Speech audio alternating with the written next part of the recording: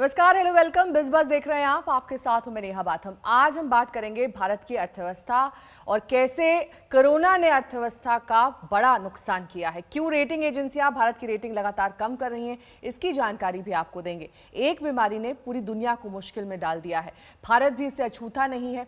एक तरफ जान बचाने की जद्दोजहद है, वहीं दूसरी तरफ जहान बचाने की कोशिश।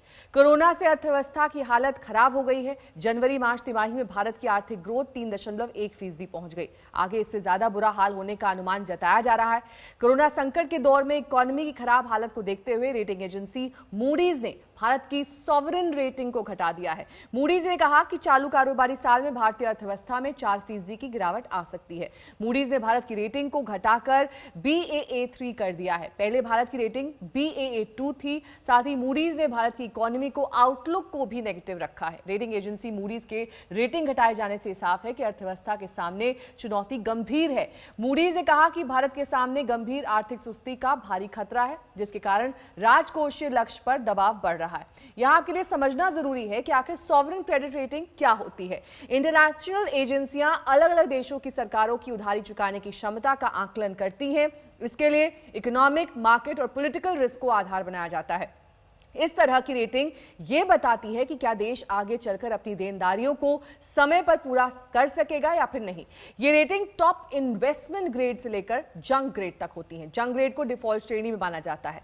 भारत की रेटिंग गिरने का मतलब है कि आगे चलकर भारत को कर्ज लेने में मुश्किल हो सकती है। इसके अलावा इसका असर विदेशी निवेश पर पड़ सकता है। यानी रेटिंग घटने से मोदी सरकार की विदेशी कंपनियों को भारत लाने की मुहिम पर असर पड़ सकता है। हालांकि मोदी सरकार इकोनॉमी को पटरी पर लाने की पूरी कोशिश कर रही है।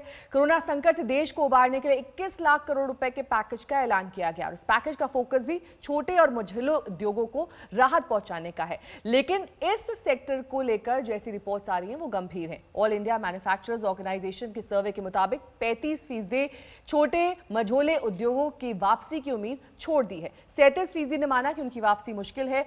32% एमएसएमई ने कहा कि उनके उद्योगों को स्थिति से उबरने में 6 महीने का वक्त लग जाएगा, जबकि महज 12% ने माना कि 3 महीने से भी कम वक्त में उनके उद्योग की स्थिति संभल जाएगी। छोटे मझोले उद्योगों को लगातार मुश्किल का सामना करना पड़ा है। पहले नोटबंदी, फिर जीएसटी, कोरोना महामारी ने एमएसएमई सेक्टर की कमर तोड़ दी है। एमएसएमई सेक्टर को नुकसान से रोजगार और ग्रोथ पर भी असर पड़ सकता है। भारत में एमएसएमईज की संख्या 6.5 करोड़ के करीब है, जिनमें 15 करोड़ लोग काम करते हैं। सेल्फ एम्प्लॉयड की बात करें तो उनकी संख्या 13 करोड़ के करीब है। एमएसएमईज और सेल्फ एम्प्लॉयड भारतीय अर्थव्यवस्था में अहम रोल प्ले करते हैं। जीडीपी में एमएसएमई का योगदान 30% से ज्यादा है। निर्यात में 45% से ज्यादा की हिस्सेदारी है। इस सेक्टर से देश के 15 करोड़ लोगों की रोजी रोटी चलती है। ये हम आपको इसलिए बता रहे हैं क्योंकि कोरोना की मार छोटे और मझोले उद्योगों पर सबसे ज्यादा है। इस वक्त बेरोजगारी के जो आंकड़े सामने आ रहे हैं वो डराने वाले हैं। Centre for monitoring Indian economy CMI के मुताबिक मई में बेरोजगारी दर 23.48% की ऊंचाई पर रही। इससे पहले अप्रैल में आंकड़ा 23.52% था।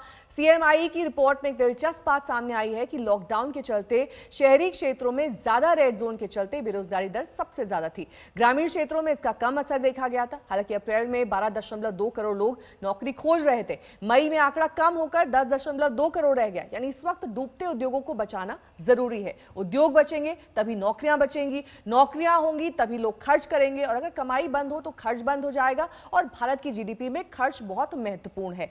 जीडीपी का 60% हिस्सा कंजम्पशन पर आधारित है।